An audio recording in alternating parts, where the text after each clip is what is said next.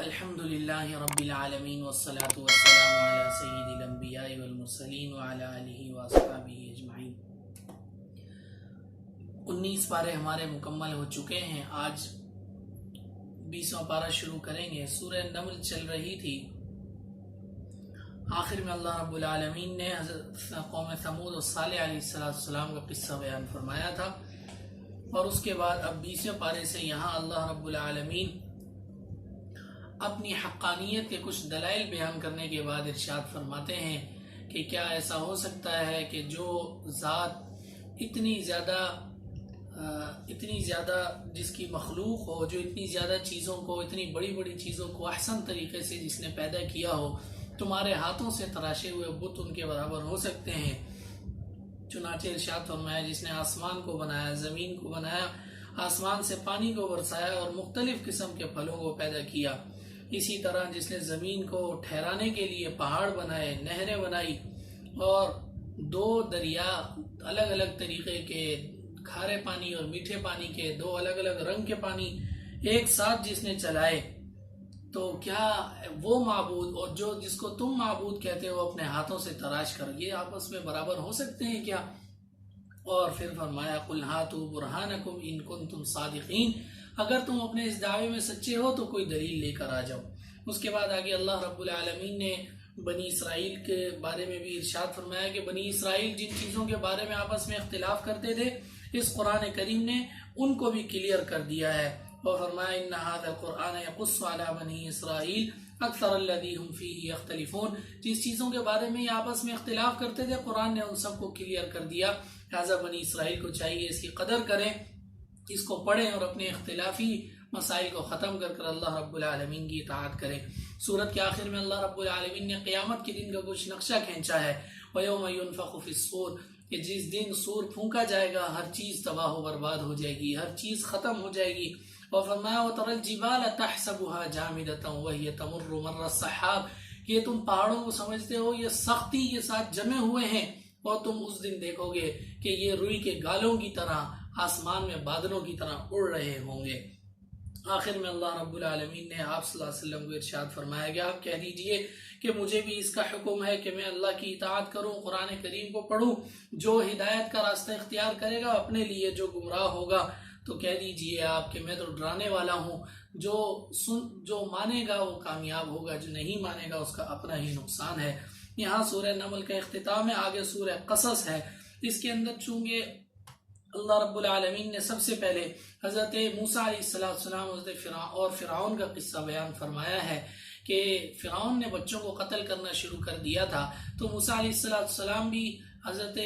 موسیٰ علیہ السلام بھی اسی سال پیدا ہوئے جس سال فرعون بچوں کو قتل کر رہا تھا۔ تو اس ڈر سے حضرت موسیٰ علیہ السلام کی والدہ نے موسیٰ علیہ السلام کو ایک صندوق میں رکھ کر دریا میں ڈال دیا، اور اپنی بیٹی کو یعنی موسیٰ علیہ السلام کی بہن کو کہا کہ دیکھو یہ کہاں جاتا ہے، یہ گیا وہاں پہ سیدھا فرعون اور اس کی بیوی آسیہ دونوں کھڑے ہوئے تھے، وہاں پر یہ رک گیا، انہوں نے اس کو اٹھا لیا۔ فرعون کہنے لگا قتل کر دیتے ہیں، آسیہ جو ان کی بیوی تھی کہنے لگی نہیں قتل نہیں کرتے، یہ ہمارے کام آ جائے گا، اس کو ہم یا تو اپنا غلام بنا لیں گے، یا ہم اس کو اپنے گھر کا خادم بنا لیں گے، یا بیٹا بنا لیں گے، یہ ہمارے کام آ جائے گا، اس کو قتل نہیں کرتے۔ ادھر موسیٰ علیہ السلام کی جو والدہ تھی ان کا صبر ختم ہوتا جا رہا تھا، یہاں تک کہ آگے اللہ رب العالمین نے فرمایا کہ لیکن ہم نے ان سے وعدہ کیا تھا کہ ہم موسیٰ علیہ السلام کو دوبارہ آپ تک لوٹائیں گے، دوبارہ آپ تک پہنچائیں گے۔ چنانچہ ایسا ہی ہوا، جب فرعون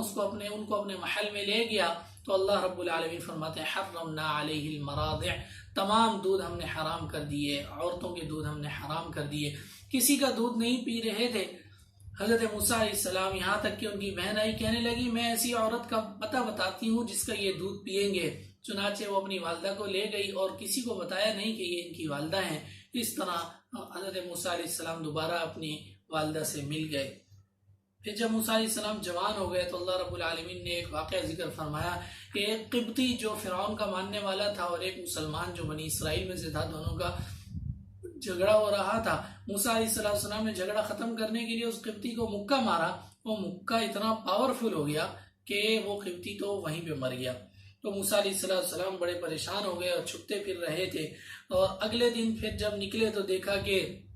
وہی مسلمان ایک اور بندے سے لڑ رہا ہے، وہ بھی دوسرا قبطی۔ تو اس نے شور مچا دیا کہ آپ نے کل ان کو مارا تھا، ایک بندے کو قتل کیا تھا، مجھے قتل کرنے کا ارادہ رکھتے ہیں۔ موسیٰ علیہ السلام وہاں سے بھاگے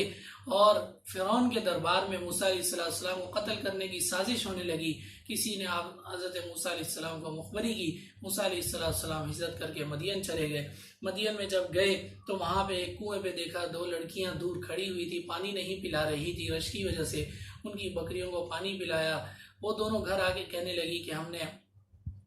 ایک صالح اور نیک بندے کو ہم نے دیکھا ہے، اس نے ہماری بکریوں کو پانی پلایا، تو ان کو آپ واپس بلا لیں، ہم ان کو اپنے پاس رکھ لیتے ہیں، ہم ان کو اپنا کرائے پر لے لیتے ہیں، اجرت پر رکھ لیتے ہیں۔ چنانچہ جب بلایا، موسیٰ علیہ السلام پہنچے تو دیکھا کہ وہ تو شعیب علیہ السلام تھے، اور شعیب علیہ السلام کی 2 بیٹیاں تھیں۔ چنانچہ یہ معاہدہ طے ہوا کہ 8 سال آپ یہاں پہ رہیں گے، 8 سال میری خدمت کریں گے تو میں اپنی بیٹی کی شادی کر دوں گا آپ سے۔ چنانچہ حضرت موسیٰ علیہ السلام وہاں رہے حسب معاہدہ۔ اس کے بعد شادی کر کے واپس آ رہے تھے تو طور پر روشنی نظر آئی، تو گئے تو اللہ رب العالمین کی تجلیات تھی، وہاں پہ اللہ رب العالمین نے معجزات عطا کیے، اور اس طرح موسیٰ علیہ السلام واپس اپنے شہر اپنے مقام پہ پہنچ گئے۔ آگے اللہ رب العالمین نے بنی اسرائیل کی اور ان کی کوئی باتیں ذکر کی ہیں کہ فَلَمَّا جَاءَهُم مُوسَىٰ بِالْبَيِّنَاتِ قَالُوا هَٰذَا سِحْرٌ مُبِينٌ۔ یہ لوگ کہتے ہیں کہ جیسے موسیٰ علیہ السلام کو جو کچھ دیا گیا تھا، وہ نشانیاں اور وہ معجزات آپ صلی اللہ علیہ وسلم کو بھی دینے چاہیے تھے۔ تو اللہ رب العالمین نے ارشاد فرمایا موسیٰ علیہ السلام کو جو معجزات دیے گئے تھے، جب یہ لوگ موسیٰ علیہ السلام کے معجزات دیکھتے تھے تو تب بھی یہ لوگ کہتے تھے کہ یہ تو جادو ہے، اور ایمان نہیں لاتے تھے۔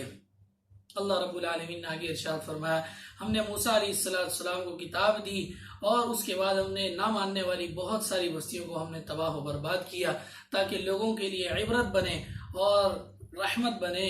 ہدایت والوں کے لیے، اور تاکہ وہ نصیحت حاصل کریں اس سے۔ اس کے بعد آگے اللہ رب العالمین نے اپنی چند نعمتوں کا ذکر فرمایا کہ قُلْ أَرَأَيْتُمْ إِنْ جَعَلَ اللَّهُ عَلَيْكُمُ اللَّيْلَ۔ اللہ رب العالمین نے تمہارے لیے رات بنائی ہے، سکون کے لیے، آرام کے لیے، دن بنایا ہے کام کے لیے، معاش کے لیے، کہ اللہ رب العالمین کی بہت بڑی نعمت ہے۔ اس کے بعد آگے قارون کا قصہ ذکر فرمایا۔ قارون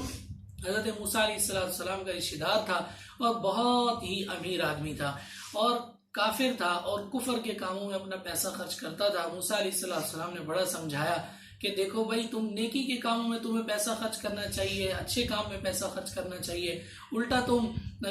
غلط کاموں میں پیسہ خرچ کرتے ہو۔ جب بہت سمجھایا نہیں مانا، اور قارون تنگ آ گیا، تو اس نے یہ کیا کہ ایک مرتبہ ایک عورت کو بہت سارا پیسہ دیا، اور اس کو کہا کہ جب موسیٰ علیہ السلام مجمع کے سامنے کھڑے ہوں گے اور بات کرنا شروع کریں گے تو تم ان پہ زنا کی تہمت لگا دینا۔ چنانچہ ایسا ہی ہوا، جیسے ہی اس نے زنا کی تہمت لگائی تو فوراً اللہ رب العالمین کا عذاب نازل ہوا۔ اس عورت نے فوراً اقرار کر لیا کہ قارون نے مجھے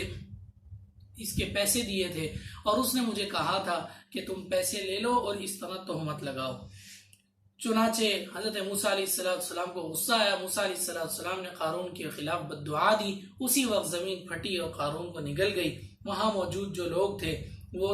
دعا کرنے لگے، خوش ہو گئے، اور کہنے لگے لولا من اللہ علینا لخسف بنا، اللہ رب العالمین کا ہم پر کرم نہ ہوتا تو ابھی زمین پھٹ جاتی اور ہم بھی تباہ و برباد ہو جاتے۔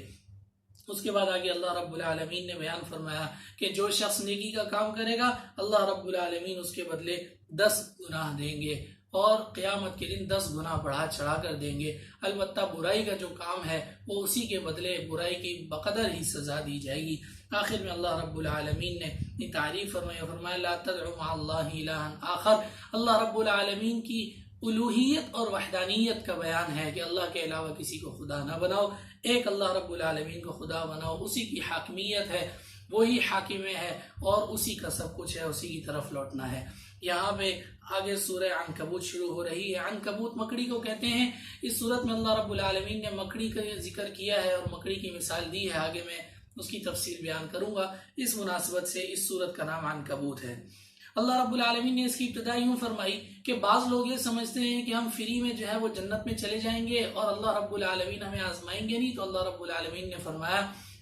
کہ ہم سب لوگوں کو آزمائیں گے، تم سے پہلے بھی ہم نے لوگوں کو آزمایا، اللہ رب العالمین جانتے تو ہیں لیکن ظاہری طور پر بھی آزمانا چاہتے ہیں، دیکھنا چاہتے ہیں کہ کون سچا ہے اور کون جھوٹا ہے۔ اس کے بعد آگے اللہ رب العالمین نے فرمایا کہ یہ کافر لوگ عام مسلمانوں کو کہتے ہیں کہ تم کفر کرو، قیامت کے دن تمہارا بوجھ بھی ہم اٹھائیں گے۔ تو اللہ رب العالمین نے ارشاد فرمایا نہیں، وَمَا هُمْ بِحَامِلِينَ مِنْ خَطَايَاهُمْ مِنْ شَيْءٍ، یہ کسی کا بوجھ نہیں اٹھائیں گے، یہ قیامت کے دن اپنا بوجھ نہیں اٹھا سکتے، اپنے گناہوں کا یہ کسی کا کیا بوجھ اٹھائیں گے۔ اس کے بعد آگے اللہ رب العالمین نے نوح علیہ السلام کا ذکر کیا کہ وہ 950 سال اپنی قوم میں رہے لیکن کسی نے ان کی نہ مانی، اور اللہ رب العالمین نے آگے دیگر امتوں کا مختصر تذکرہ کیا، ابراہیم علیہ السلام کا تذکرہ کیا، لوط علیہ السلام کی قوم کا تذکرہ کیا، اسحاق علیہ السلام اور یعقوب علیہ السلام کی نبوت کا تذکرہ کیا، اور آخر میں اللہ رب العالمین نے شعیب علیہ السلام کا قصہ ذکر کرنے کے بعد عنکبوت مکڑی کی مثال دی۔ اللہ رب العالمین نے ارشاد فرمایا یہ جو کافر لوگ